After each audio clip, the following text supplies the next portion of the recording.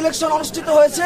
বিশ্ববিদ্যালয়ের ৮,০০০ শিক্ষার্থী আনন্দের সাথে উৎসবের সাথে ভোটদান করেছে, কিন্তু কয়েক গ্রুপ তারা নানা অহেতুক অজুহাত তুলে ভিত্তিহীন অভিযোগ তুলে নির্বাচনকে বয়কট করেছে এবং যারা বয়কট করেছে তাদেরকেও সাধারণ শিক্ষার্থীরা বয়কট করে এই সিলেট ভবনের যারা বয়কট করেছে আমরা তাদেরকে চিনি চাকসু বিরোধী শক্তি হিসাবে।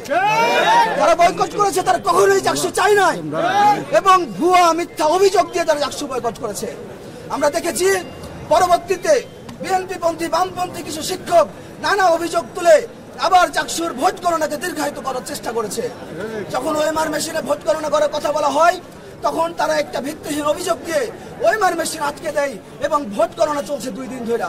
এইভাবে যখন দীর্ঘ ভোট গণনায় দীর্ঘসূত্রিতা হচ্ছে তখন আবার এই চাকসুর ফলাফলকে নিয়ে মেকানিজম শুরু হয়েছে, আবার এই চাকসুর ফলাফল আটকে দেওয়ার ষড়যন্ত্র শুরু হয়েছে। তাদের বিরুদ্ধে আমরা শিক্ষার্থীরা সজাগ রয়েছি এবং আপনারা যদি এই চাকসু বিরোধী ৮,০০০ শিক্ষার্থীদের বিরুদ্ধে গিয়ে কোনো স্ট্যান্ড নেন, শিক্ষার্থীরা আপনাদেরকে প্রতিহত করবে।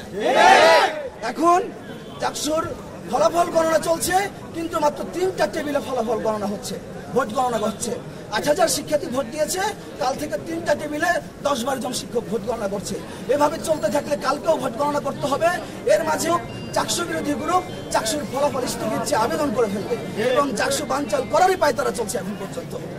আমাদের এখন আবেদন হলো দ্রুত টেবিল সংখ্যা বৃদ্ধি করতে হবে এবং দ্রুত ব্যালট সংখ্যা গণনা করে দ্রুত এই রাতের মধ্যেই ফলাফল প্রকাশ করতে হবে। রাত 8টার মধ্যেই ফলাফল প্রকাশ করতে হবে।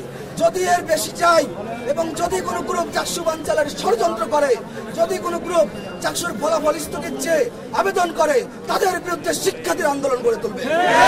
এই চাকসুর আন্দোলনের জন্য আমরা দীর্ঘদিন ধরে সংগ্রাম করেছি।